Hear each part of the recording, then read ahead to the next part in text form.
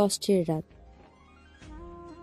নাজিয়া জানালার ধারে গ্রিল ঘেঁষে দাঁড়িয়ে বাহিরের জ্যোৎস্না রাতের অনুভূতি নিচ্ছে। পুরো থমথমে হয়ে যাওয়া রাতটা যেন চাঁদের আলোয় ভরে গেছে। গাছের ডালে দাঁড়িয়ে লক্ষ্মী পেঁচা ঝিমঝিমিয়ে ঘুমোচ্ছে। শহরের প্রতিটি বাসার লোকজন লাইট বন্ধ করে দিয়ে নিঝুম পরিবেশ করে ফেলেছে। তাও এই প্রকৃতির মাঝে আমি ওনাকে দেখতে পাচ্ছি। ওনার প্রতিচ্ছবি যেন আমার হৃদয়ে গেঁথে গেছে। গায়ে কাঁথা জড়িয়ে রেখে হাতে থাকা ফোনের কাছে তাকায়। একটা মাত্র কল কবে আসবে সে আশায় যেন আমার রাতটা যাচ্ছে। আমার প্রায় চোখ লেগে যাওয়ার মতো হচ্ছে। কবে যে ঘুমিয়ে তলিয়ে যায় জানি না, তবে মনে হচ্ছে হয়তো এখনই ঘুমিয়ে পড়ব। চোখ জ্বালাতন করছে, পানি পড়ছে অজান্তে। ফোনটা অন করে দেখি কোনো কল বা মেসেজ আসলো না। আচ্ছা, নাহিল ভাইয়া কি রেগে আছেন? আমি কি কোনো ভুল করেছি? কেনই বা উনি আমাকে ইগনোর করলেন? উনি কি জানেন না ওনার নাজু পাখি ইগনোরনেস সহ্য করতে পারে না? আর সবচেয়ে বড় বিষয় হলো আপনার ইগনোরনেস সহ্য হয় না, একদমই না।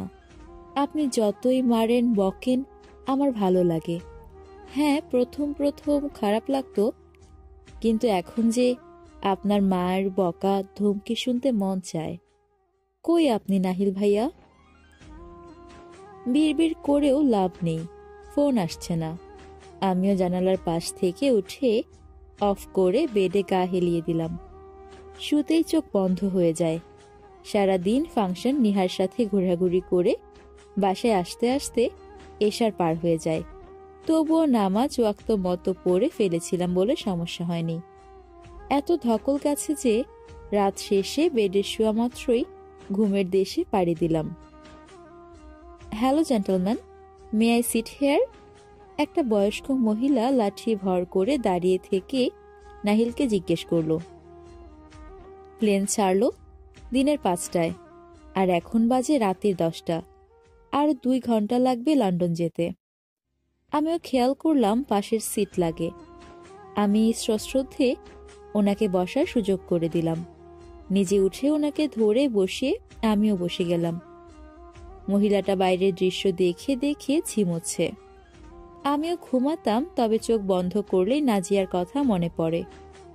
নাজিয়ার পিক বের করলাম মানিব্যাগ থেকে। তার ছবিতে চুমো দিয়ে নিজের বুকের সাথে চেপে ধরে পাড়ি দেওয়ার চেষ্টা করলাম ঘুমের জগতে। মহিলাটা ছবির মেয়েটাকে বোধহয় দেখে ফেলল। তিনি পিকটা দেখার অনুরোধ করলেন আমি দেখায়। মহিলা নাহিলের হাত থেকে পিকটা নিয়ে দেখে বলে, wow, so cute that pretty girl. আমি মুচকি হেসে বলি, thanks. What's her name? Naziatul Jannat Arvi. Wow, big name, I love it. Do you love that girl? Yeah, very much. She is your wife or not? My everything. মহিলাটার সাথে কিছুক্ষণ কথা বলে নিজের মনকে বানাতে রাখি। ফোকাস করতে থাকি মিশনে। মিশন ইম্পসিবলকে পসিবল করার দীর্ঘ প্রচেষ্টা চালাচ্ছি। প্লেন আকাশে ওড়া অবস্থায় ইলেকট্রনিক ব্যবহার করা নিষেধ, না হলে লন্ডনের সহযোগীকে কল করে প্ল্যানিংয়ের ব্যাপারে জানাতাম। আমি কিছুটা সময় নিরিবিলি হয়ে নাজিয়ার স্মৃতি আঁকড়ে রেখে তাকে ভাবতে ভাবতে ঘুমিয়ে পড়ি। লন্ডনে পৌঁছে ইমিগ্রেশন পার হয়ে বাইরে এসে দেখি 2টা কালো BMW ব্র্যান্ডের কার অপেক্ষা করছে। আমি ব্যাগ নিয়ে এলেই এক গার্ড এসে হাত থেকে ব্যাগটা নিয়ে গাড়িতে রাখে। আমি সব গার্ডদের ইশারা করে চলে যেতে বলি। তারা চলে গেলে আমি ঘড়ির দিকে তাকিয়ে 1 থেকে 3 কাউন্ট করতে থাকি। 3 বলতে না বলতেই তার সামনে সেম BMW ব্র্যান্ড রেড কার এসে দাঁড়িয়ে যায়। সেখানে থেকেই তার সহযোগী বের হয়ে নাহিলের হাতে হাত মেলায়। তারা কুশল বিনিময় করতে করতে গাড়ি উঠে রওনা দেয় তাদের মিশন অফ হাইডেনম্যানের ডিটেলস জানতে। Welcome sir, welcome. সব অফিস স্টাফস এসে দাঁড়িয়ে আছে। তারা আমাকে দেখতেই ফুলের বুকি দিয়ে স্বাগতম জানায়।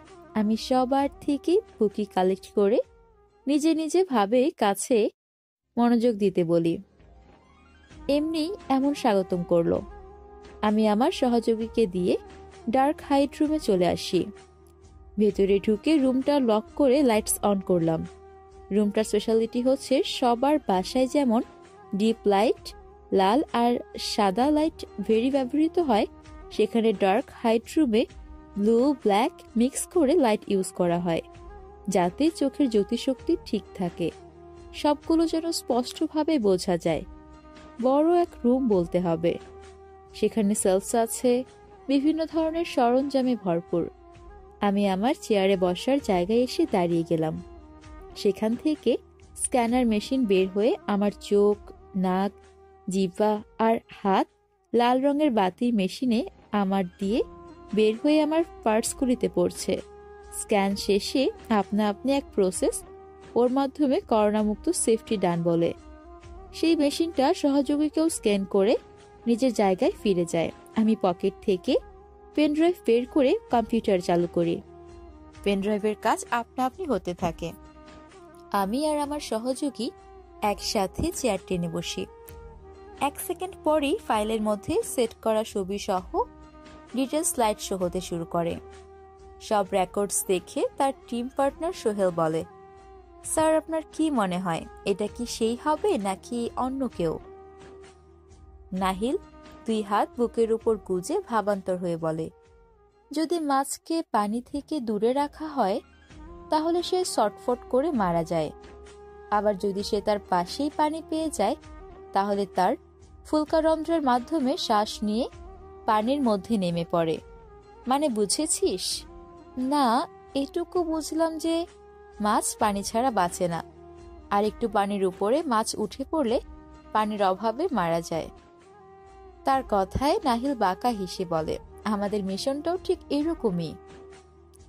মাছ হচ্ছে হাইডেনম্যানের জীবিত প্রজা, আর পানি হচ্ছে হাইডেনম্যান, যে কিনা তার প্রজাদের জীবন কেড়েও নিচ্ছে, আবার উপহারও দিচ্ছে। তার মানে আমাদের থেকে প্রজাদের আটকাতে হবে। আমি চট জলদি হ্যাঁ বলি। সোহেল বুঝতে পারলো, সেও মুচকি হেসে নাহিলের দিকে তাকায়। নাহিল পেনড্রাইভটা সব অফ করে দিয়ে বলল, আমার শিকারীকে আনা হয়েছে?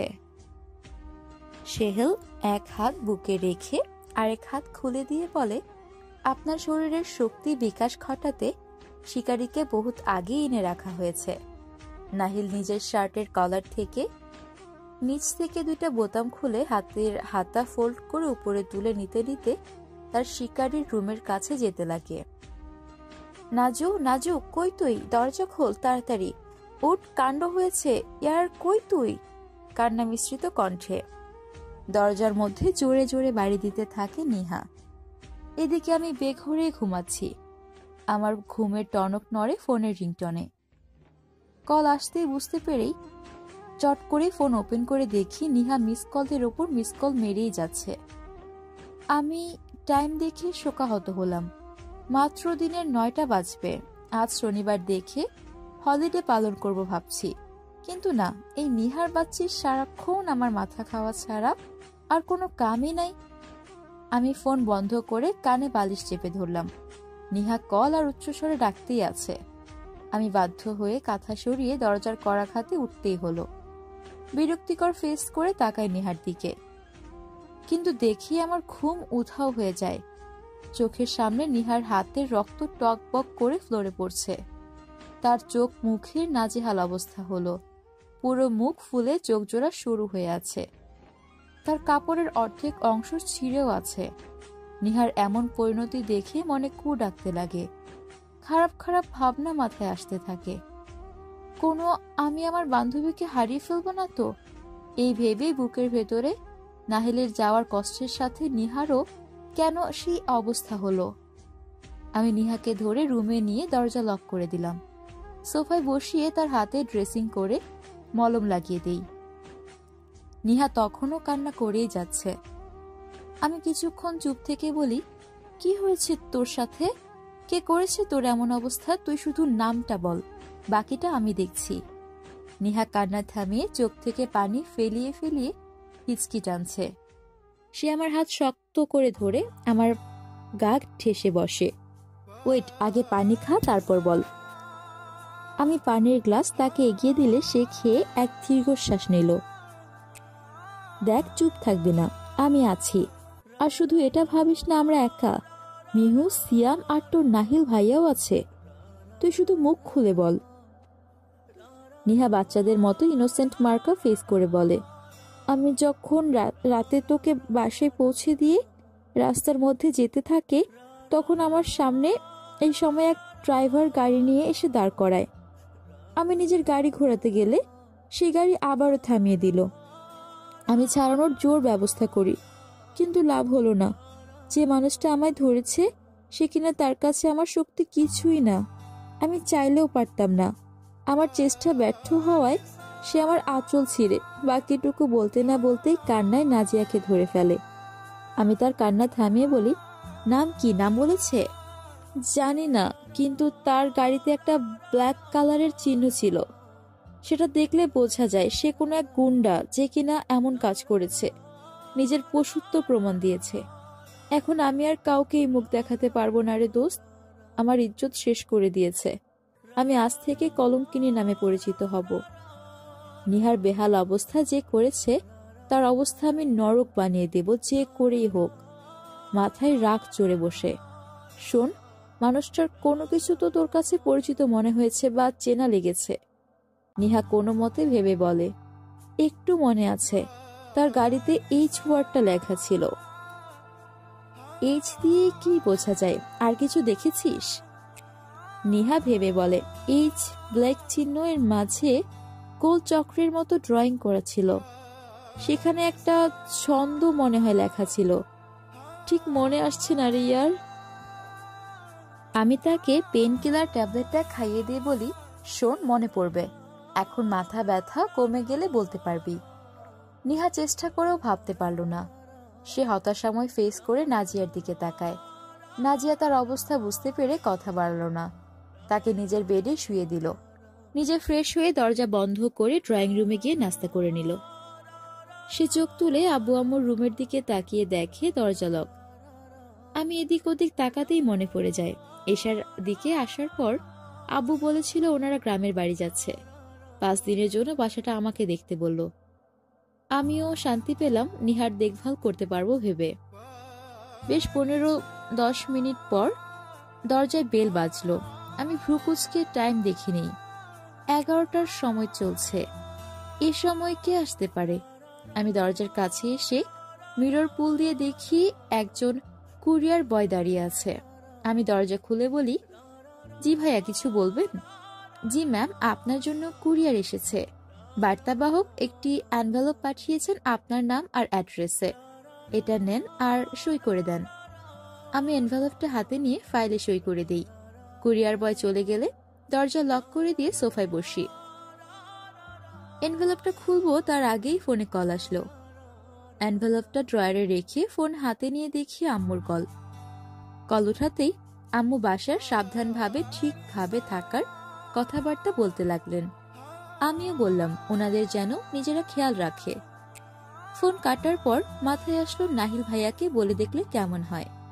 উনি সমাধান দিতে পারবে শিওর। নিহা ন্যায় পারবে। তার সাথে হওয়া অন্যায়কে আমি ছাড় দেব না। যে এই ষড়যন্ত্র করেছে তার মৃত্যু নিজ হাতে দেব। যে আমার বেস্টের উপর আঘাত দিয়েছে তার শেষ না দেখা পর্যন্ত শান্তিতে বসবো না। I will do for my friendship. যে করেই হোক এর আগে এইচ দিয়ে কিসের নাম বোঝানো হয়েছে তা জানতে হবে। নিহার সাথে জায়গাটার মধ্যে খুঁজতে যেতে। যেখানে রেপ করা হলো সেখানে কোনো না কোনো ক্লু তো ছেড়েই দিবে কালপ্রিট। যদি কোনো রহস্য টহস্য বের হয়। এসব ভেবে বিড়বিড় করে আমি নিজের মতো টাইম পার করতে থাকি, নিহার ঘুম শেষ হবার অপেক্ষায়। কিন্তু সবগুলির মাঝে নাজিয়া কি জানবে আসল কালপ্রিট কি হবে? সে তো এটাও জানে না তার আশেপাশে বিপদের জাল বেছানো হচ্ছে। চলবে, আজকে পার্টটা পড়ে সবার খারাপ লাগবে আমি জানি, অনেকেই আমাকে বকবেনও, কিন্তু গল্পের দিক বিবেচনা করে আমি যথেষ্ট সংযত করে সাজানো ট্রাই করে যাচ্ছি। নিহার সাথে অসভ্যতা আমি কে করলো, কেন করলো, তার আবার শত্রুকে সব আপনাদের ব্রেনে প্যাচাল দেবে। তবে দেখেন সামনে ইন্টারেস্টিং পর্ব অপেক্ষা করছে। সব রহস্যের খোলাসা হবে পরের পর্বতে।